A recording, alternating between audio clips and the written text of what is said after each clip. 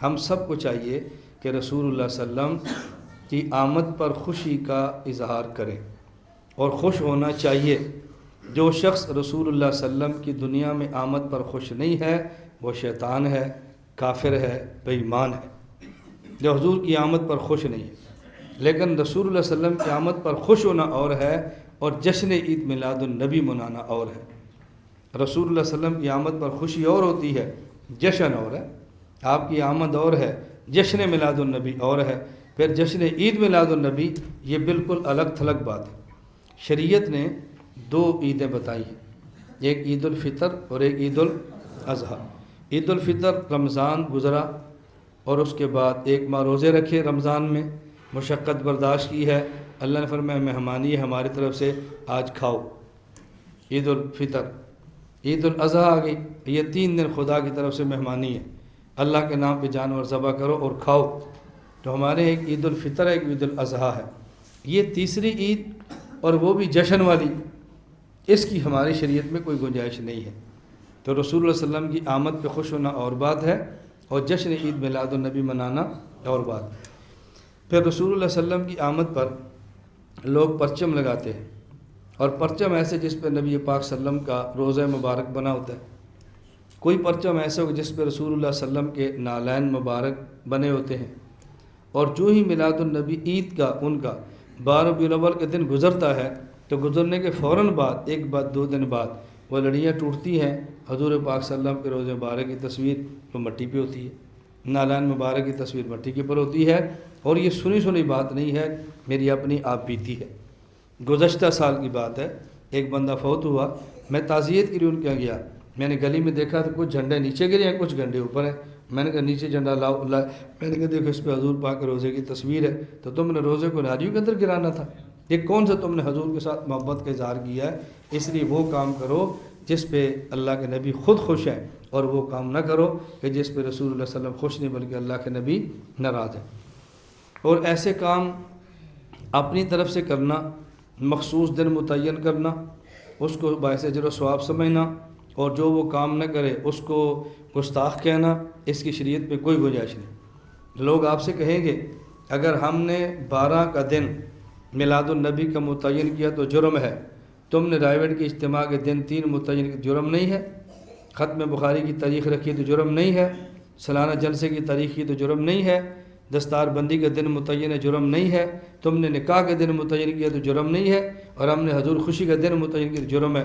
میں نے کہا بات اچھی طرح سمجھو، ہم اگر رائیوڈ کی تاریخیں متعین کرتے ہیں، ان تاریخوں پر کوئی رائیوڈ نہ آئے تو ہم اسے گستاخ نہیں کہتے۔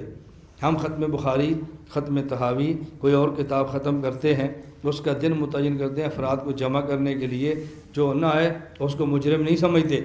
اور ہم اگر جلسے کی تاریخ طے کرتے ہیں تو یہ نہیں کہتے جو ہمارے جلسے میں آئے گا ثواب ہے، نہیں آئے گا تو گناہ ہے، آج جلسہ کرو تو اجر ہے، آج نہیں ملو گے تو گناہ ہے، جو آج کرتا ہے اسے حضور خوش ہیں، جو آج نہیں کرتا وہ شیطان کا ساتھی ہے۔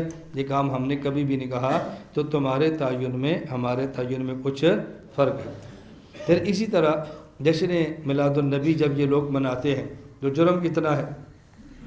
پورا دن جانور کو لیا، گڈھے کے اندر باندھ دیا، جانور کو لیا اور بلا وجہ پورا اس کو ریڑھی کے ساتھ باندھا ہوا ہے، اور پورا دن پھر اس کو مشقت میں ڈالتے ہیں، پھر روڈ بلاک ہوتے ہیں۔ اس کا نقصان کیا ہے؟ ایک غریب آدمی ہے اس کی مزدوری گئی، ایک تاجر آدمی ہے اس کی تجارت گئی، اور اسی طرح اگر کوئی مریض ہے، ایمبولینس گزرنی ہے، وہ موت کا شکار ہو سکتا ہے، ہسپتال ہیں، رستے آپ نے بند کیے ہیں۔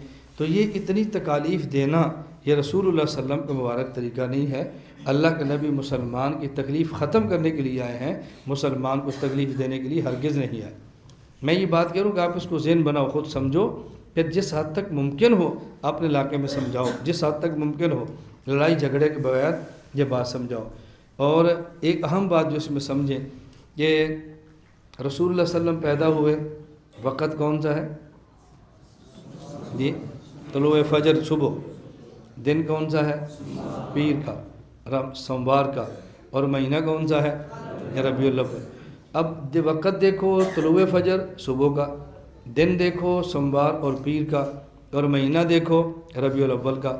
تو جو لوگ جشن مناتے ہیں نہ صبح صادق کی بات، نہ طلوع فجر کی بات کرتے ہیں صبح کی، نہ ہی سموار کی بات کرتے ہیں، اگر کریں گے تو صرف اور صرف ربیع الاول کی بات کریں گے۔ حالانکہ تین چیزیں الگ ہیں۔ آپ فجر کے وقت پیدا ہوئے سارے مانتے ہیں، پیر کے دن پیدا ہوئے سارے مانتے ہیں، 12 ربیع الاول پیدا ہوئے اس کو سارے نہیں مانتے۔ خود جشن عید میلاد النبی منانے والے جس شخص کو اپنا امام مانتے ہیں مولانا احمد رضا خان، انہوں نے فتاوی رضویہ میں ان کا ایک رسالہ نطق الہلال کے نام پہ انہوں نے لکھا کہ حضور کی پیدائش 12 کو نہیں تھی بلکہ 8 ربیع الاول کی تھی، اور آپ کی وفات 12 ربیع الاول کو ہے۔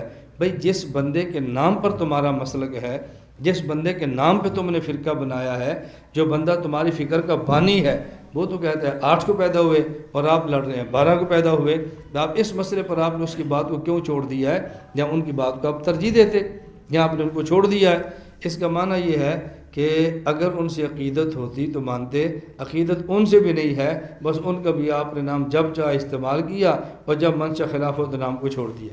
یہ بات مناسب نہیں ہے، تو میں نے اس لیے گزارش کی ہے کہ ربیع الاول حوالے سے اس چیز کا خیال کرو۔ اب جو لوگ اس دن جھنڈیاں لگاتے ہیں، ریڑے سجاتے ہیں اور اس قسم کے جتنے کام کرتے ہیں، آپ ایمان سے بتاؤ اگر ان کی بجائے اسی پیسے کو کسی مدرسے پہ لگا دیں، الگ مدرسہ بن جائے، مسجد پہ بنا دیں، مسجد پہ لگا دیں، مسجد بن جائے، کسی یتیم کے لگا دیں، اس کی اچھی خاصی پرورش ہو جائے، کسی خاتون کو دیں، اس کی شادی ہو سکتی ہے، غریب کی غربت پروری ہو سکتی ہے۔ اتنا پیسہ جو ہم اڑا رہے ہیں، اگر اس پیسے کو مناسب جگہ پر لگا دیا جائے تو اس میں حرج کی بات نہیں ہے، دین کا فائدہ بہت ہے۔ ممکن ہے اس پر کوئی تمہاری ذہن سازی کرے کہ یہ لوگ تو مستشرقین قربانی پہ کہہ رہے ہیں کہ تم جو 3 دنوں میں کروڑوں جانور ذبح کرتے ہو اور ان کا پیسہ ضائع کرتے ہو، اگر کروڑوں جانور ذبح کرنے کے بجائے ان کا پیسہ ہو اربوں کی صورت میں، یتیم خانہ بناؤ، ہسپتال بناؤ، مدرسہ بناؤ، مسجد بناؤ، سکول بناؤ، اور یہ ساری چیزیں تم بناؤ۔ یہ اعتراض تو ان کا بھی تھا، تو تم نے ان کی وجہ سے قربانی تو نہیں چھوڑی، اور یہ اعتراض آپ نے ہمارے اوپر کر دیا۔ ہم نے کہا قربانی کا مسئلہ الگ ہے اور یہ مسئلہ الگ ہے۔ قربانی کا مسئلہ قرآن کریم میں ہے، نص قطعی سے ثابت ہے، جس کا انکار کرنا کفر ہے، اور قربانی کا مسئلہ آج کا نہیں ہے، ابراہیم علیہ السلام کی سنت مبارکہ ہے، اور اللہ کے نبی نے خود ارشاد فرمایا قربانی کے دنوں میں افضل ترین عبادت، اللہ کے نبی نے فرمایا ما عمل آدمی من عمل افضل یوم النحر من احراق الدم، ان 3 دنوں میں قربانی کے خون بہانے سے بہتر کوئی عمل ہی نہیں ہے، افضل ترین عمل یہ ہے، خاص جو عمل ہے خاص۔ یہ میں خاص عمل کیوں کہہ رہا ہوں؟ لوگ کہیں گے پھر یہ نماز سے بھی افضل ہے، یہ فلاں سے بھی افضل ہے، حج سے بھی افضل۔ ان دنوں کے جو مخصوص یہ اعمال ہیں اس میں اس سے افضل کوئی عمل نہیں ہے، تو اس پر چونکہ نص آ گئی ہے ہم اپنے قیاس کو چھوڑ دیتے ہیں، اور یہاں نص موجود نہیں ہے اس لیے جھگڑنے کی ضرورت نہیں ہے۔